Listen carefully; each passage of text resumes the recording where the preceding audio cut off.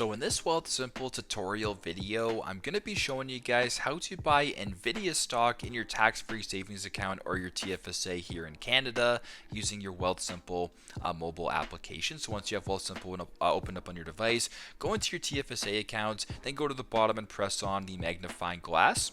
Then go to the top where it says search and press on the search bar. And you can either type in NVIDIA if you want right here, or you can type in ticker symbol NVDA. It'll take you to the exact same spot, which will be the NVDA ticker symbol right here on the NASDAQ. Go ahead and press on that where it says options.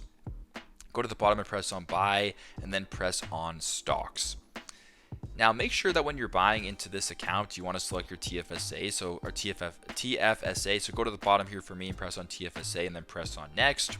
Then you can go ahead and fractional buy if you want, or if you want to change that to market buy, simply press on fractional buy. Then you can press on market buy right here, or limit buy, stop limit buy, or recurring buy, whatever option you so wish.